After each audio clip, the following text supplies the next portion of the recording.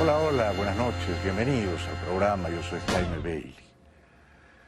Bueno, hoy quiero contarles, si me acompañan, si me permiten la impudicia, cuál ha sido el gran amor de mi vida, cómo me enamoré del gran amor de mi vida. Yo he tenido, y no exagero, y quiero ser siempre brutalmente franco, 5 grandes amores. Pero el último, el actual, Silvia, mi esposa, ha sido largamente el mejor, el más completo, el más rico, el más fascinante y el más peligroso también. A Silvia la conocí hace 12 años o poco más, en un estudio de televisión, no aquí en Miami, no en este estudio, en un estudio de televisión en Lima, Perú. Silvia tenía apenas 20 años y tenía un novio, un chico que andaba todo el tiempo en motocicleta y que con frecuencia se caía de la motocicleta y se accidentaba o chocaba y terminaba contuso y aturdido. Era pues el chico que se caía de la moto. El último accidente que sufriría el chico de la moto sería chocar conmigo. Yo tenía 43 años, o sea, más que doblaba la edad de Silvia. Nos conocimos, decía, en un estudio de televisión en Lima. Un domingo por la noche, pasadas las 10. Yo viajaba a Lima todos los fines de semana para hacer ese programa, los domingos a las 10 de la noche, en vivo, en directo. Se llamaba El Francotirador y era un programa de mucho éxito. Entonces yo hacía este programa aquí en Mega de lunes a viernes y el fin de semana bajaba a Lima. Era muy conveniente, no solo porque mi programa peruano, El Francotirador, era bastante exitoso y me pagaba muy bien y el público me quería. También porque mis 2 hijas, Camila y Paola, vivían en Lima, de manera que yo los fines de semana no solo aprovechaba para trabajar los domingos en un canal peruano, sino que sobre todo podía reunirme con mis hijas, visitarlas, llevarles regalos.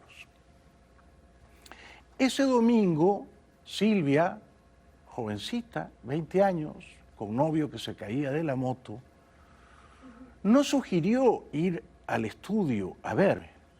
Fue idea de él, de su novio. ¿Cómo es la vida? ¿Cómo es el azar?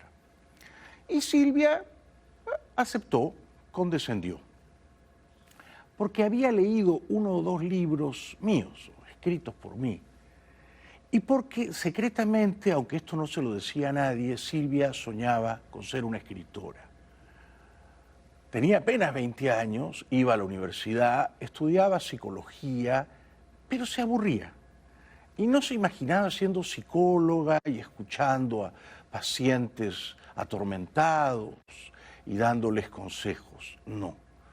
Ella maliciaba la idea peligrosa de ser una escritora. Y desde su todavía irresuelta vocación literaria, quizá me veía a mí con afecto, porque me había leído. Esa noche yo la vi, nada más terminar el programa y saliendo raudamente del estudio porque tenía que correr al aeropuerto para tomar el vuelo del domingo a la medianoche y llegar aquí a Miami el lunes de madrugada, para hacer el lunes el programa aquí en Mega. La vi. Y nunca hasta entonces yo había sentido que el amor podía ser un rayo fulminante que te cae en la cabeza, ¿no? O para ser más cursi, un flechazo que te hinca el corazón. O en cualquier caso, un estremecimiento, un temblor, un movimiento sísmico, una suerte de desastre natural que te acontece y te sacude y te deja lelo, confundido, sin saber qué ha pasado. Todo esto es lo que yo sentí cuando vi a Silvia allí en el público. Yo solo tenía ojos para ella. El resto del público era invisible, translúcido para mí. Ni siquiera miré esquinadamente a su novio, el chico que se caía de la moto. Mis ojos se posaron en Silvia, se extraviaron en ella y creyeron adivinar en ella promesas, aventuras, extravíos, viajes. Y no me equivoqué.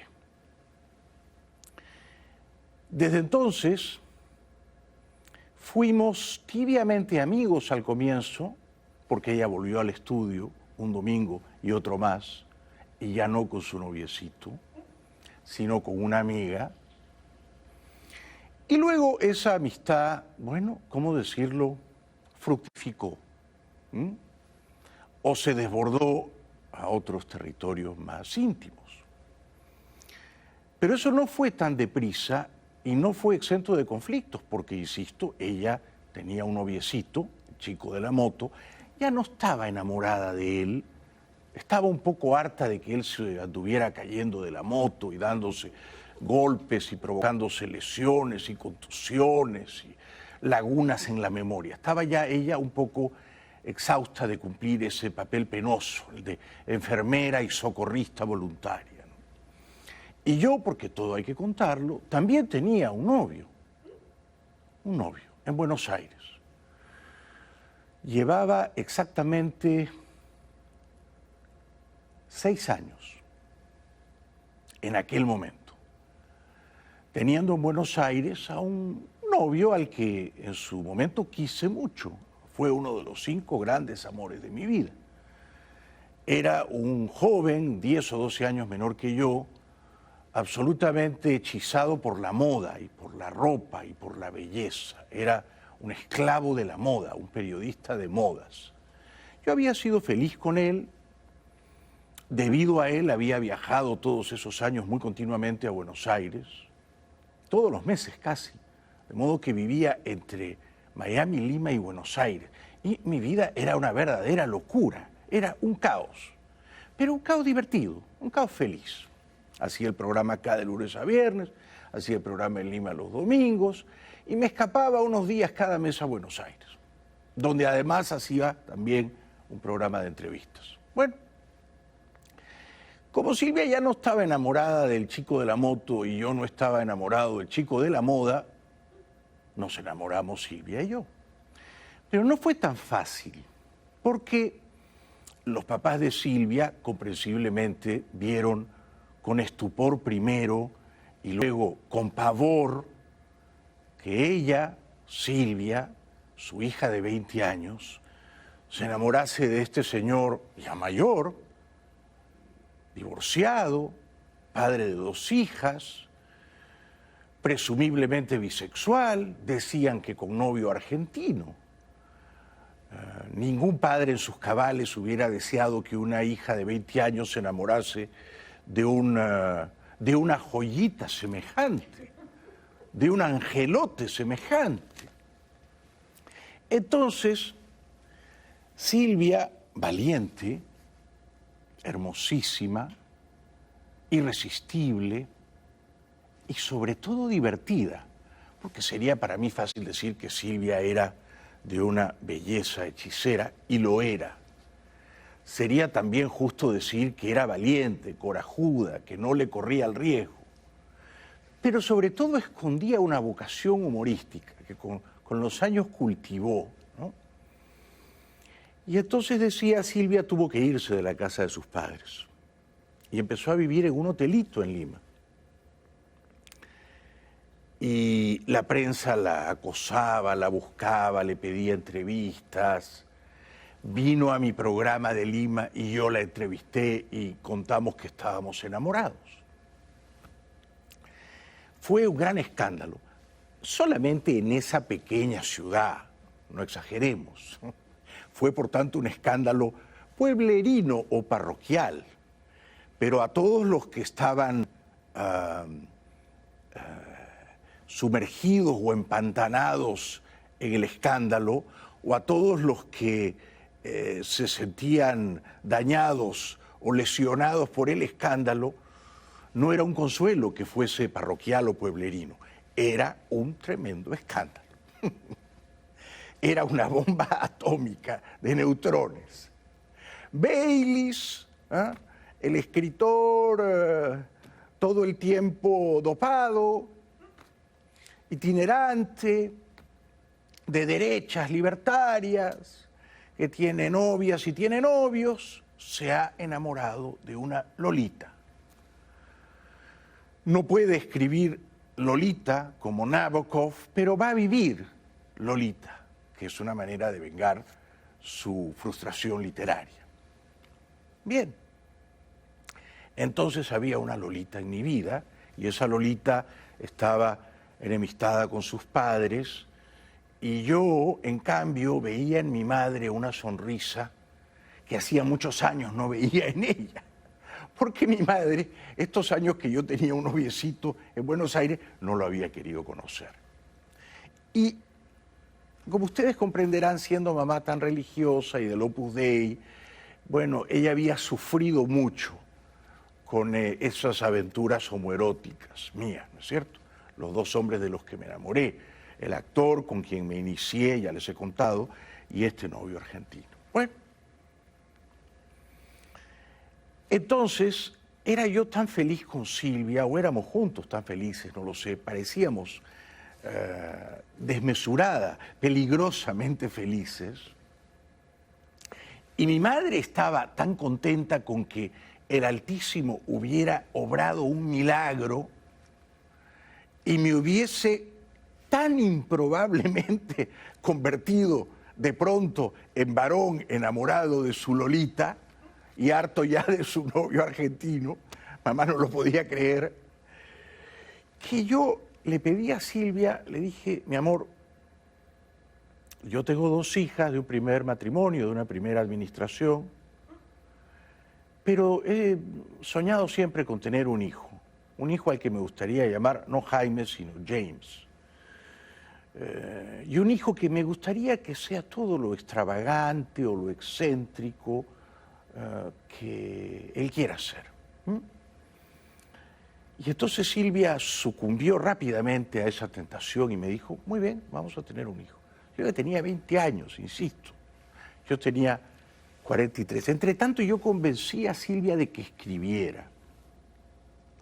Por cierto, a Silvia no le molestaba mi bisexualidad, al contrario, le encantaba, le divertía, la estimulaba. Ella quería que yo fuese todo lo bisexual que me diera la gana de ser. En ese punto, en esa zona ambigua, plural del deseo, nos encontrábamos tan fácilmente. De manera que era un entendimiento profundo, cómplice, feliz. A diferencia de mi primera esposa, de quien yo ya me encontraba divorciado hacía más de 12 años, que sí había sufrido mucho por mi bisexualidad, y que sí había tratado de cambiarme, y que se había torturado tratando de convertirme en algo que yo no podía ser. Era un hombre todo el tiempo parejamente heterosexual. Bueno, entonces Silvia y yo decidimos tener un hijo. No se lo contamos a nadie, era un secreto, ¿no? Silvia dejó la universidad, se puso a escribir una novela. Yo seguía viviendo aquí la mayor parte del tiempo, pero la veía a ella todos los fines de semana religiosamente en Lima. Al mismo tiempo que veía a mis hijas, aunque no veía a mis hijas y a Silvia reunidas a una mesa, ¿no? Con mis hijas y su madre, mi ex esposa, eran unos ámbitos, y con Silvia, mi novia, eran otros ámbitos. Bueno, y entonces ocurrió un terremoto que yo sí que no había imaginado. Silvia quedó embarazada, estábamos dichosos, yo estaba seguro de que iba a tener un hijo. Le dije, no quiero que nazca en Lima, quiero que nazca en Miami, porque mis dos hijas, Camila y Paola, habían nacido en Estados Unidos, Camila en Washington y Paola aquí en Miami. Entonces le dije, vámonos a Miami, quiero que mi hijo o que mi hija nazca en Miami. Bueno. Y entonces Silvia vino a la tele, a mi programa allá en Lima, y lo contó. Estoy embarazada, vamos a tener un bebé, estamos tan felices. Y mi ex esposa, de quien yo estaba divorciado hacía más de 12 años, y que había sufrido tanto con mi bisexualidad, y que quizás se había ya acostumbrado a que, bueno, Jaime me dejó porque ahora tiene novio, yo no puedo competir con su novio argentino. A Jaime le gustan esas cosas insanas, malsanas, que yo no le puedo procurar. Así que, bueno, tuve mala suerte, pero es que el muchacho este me salió un poco descarriado. Pero ahora le decían, ¿pero y qué pasó? ¿No era que Jaime era gay, que tenía novio, y ahora tiene una Lolita y están felices? Y por lo visto Jaime todavía, bueno, todavía puede comportarse virilmente como una dama, todavía. Con ayuda química o sin ayuda química, de esto no voy a hablar ahora. Bueno, entonces ocurrió un terremoto. Mi ex esposa, insisto, yo llevaba más de 12 años divorciado de ella, pero teníamos una relación cordial, de amigos, ¿no? Amigos. La última vez que habíamos hecho el amor fue la noche de febrero del año 2000, cuando yo cumplí 35 años. O sea que llevábamos 9 o 10 años sin hacer el amor. Y esa fue la última vez, y no lo olvidaré, porque terminada la fiesta a las 6 de la mañana, la llevé a su casa, nos acostamos, estábamos haciendo el amor y ella se quedó dormida. Y dije, esto nunca más. No me ama, ¿no? Nunca me había pasado, estaba haciendo el amor con una persona y se quedó dormida y se puso a roncar.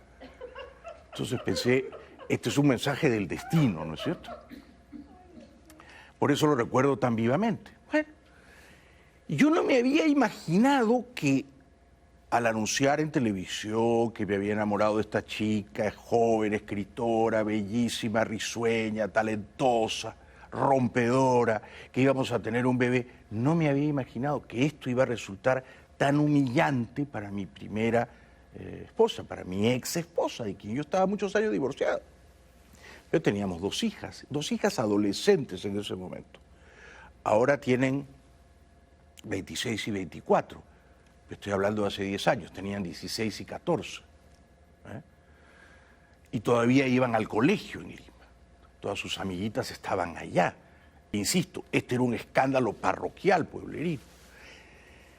Entonces mi ex esposa me declaró la guerra por libertino, por disoluto, por promiscuo, por tener novios y lolitas y comportarme indebidamente ante la alta sociedad, o, como diría Calamaro, ante la alta suciedad de Lima. Fue terrible porque ella me declaró la guerra y nos fuimos a la guerra, y yo caí en la trampa y tomé represalias. Grave error. Pero no tuve la sabiduría budista de encajar los golpes y no responderlos. Con los años he aprendido que a veces te pegan y no conviene dignificar la agresión y contestarla. Es peor, escala el conflicto. Te pegan, te insultan, te injurian, te agravian, y si miras a otro lado y te vas caminando por la sombra, es mejor. Aunque parezcas un pusilánime, no supe hacer eso. Entonces nos fuimos a la guerra. Pero en esa guerra yo tenía todo para perder. ¿Por qué? Porque mis hijas adolescentes estaban en el bando de su mamá, como era lógico, ¿no es cierto? Entonces mis hijas adolescentes estaban tan furiosas conmigo, tan avergonzadas de mí, que dejaron de verme y dejaron de hablarme. Por un lado, la vida ha sido siempre así conmigo, ¿eh? Aquí tienes una trufa de chocolate, pero no te hagas ilusiones, porque luego viene este trago amargo envenenado. No todo pueden ser trufas de chocolate. Entonces, por un lado yo estaba feliz con Silvia y el embarazo, nos vinimos aquí a Miami, pero por otro lado fue una tragedia familiar, porque mis hijas se plegaron en el bando de su madre, dejaron de hablarme, de verme, no querían saber nada de mí, y fueron años de guerra fría, terribles para mí, terribles, ¿no? Ellas se habían además, se habían instalado en un piso, en un edificio en Lima, debajo de otro piso que yo usaba. Es decir, que éramos vecinos. Y cuando esa guerra escaló, yo le dije a mi ex esposa, mira, si tú no vas a permitir que mi novia embarazada entre a mi piso, porque mi ex esposa decía que mi novia embarazada atentaba contra el honor de la residencia familiar, le dije, no, bueno, tú no puedes prohibir que Silvia entre a mi apartamento, solo porque tú estás en el piso de abajo. No, no. Entonces, bueno, fue una guerra horrible, mezquina como todas las guerras, cruel como todas las guerras. Le dije, si es así, ustedes se tienen que ir, porque Silvia acá, en este edificio, en este piso y en el de abajo que yo he comprado, porque lo he comprado yo todo, Silvia entra, es bienvenida. Y tú no la toleras, te vas tú. Y se fueron. Y entonces me quedé yo con esos pisos que eran como museos del desamor, ¿no? Museos deshabitados, llenos de ecos, de criaturas fantasmagóricas, de recuerdos felices, pero museos helados del desamor. ¿Quién quería estar ahí? Mi primera esposa no, mis hijas adolescentes tampoco. Yo menos, nadie quería estar ahí, todos nos fuimos. Y quedó ese museo helado del desamor. Durante 3 años no pude yo ver ni hablar con mis hijas. Este fue el precio que pagué por enamorarme de Silvia, el grandísimo amor de mi vida. Y después de la pausa les voy a contar cómo mis hijas finalmente me perdonaron y se reconciliaron conmigo después de 3 años en los que acabaron la escuela en Lima, entraron a grandes universidades en Nueva York y yo tenía que pasar por el tormento, y no era fácil, créanme, de pagarles todas sus cuentas, más o menos onerosas, por suerte tenía los recursos, y no poder verlas al mismo tiempo. Esto no fue nada fácil para mí y fue toda una educación y me recordó que quizá el peor error que cometí en mi vida, tengan esto en cuenta, fue irme a la guerra con mi exesposa y con mis hijas adolescentes para salvar mi amor con Silvia, ¿eh?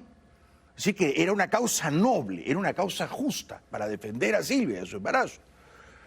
Pero no tuve la sabiduría de inhibirme, de abstenerme, de no tomar represalias recíprocas en una guerra que yo sentí que no había comenzado y que era una guerra dictada puramente por los celos.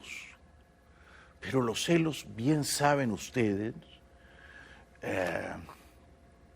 pueden destruirlo todo. Y en mi caso, destruyeron una familia feliz largos 3 años.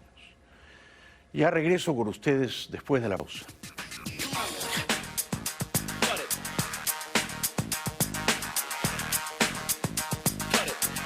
Y ahora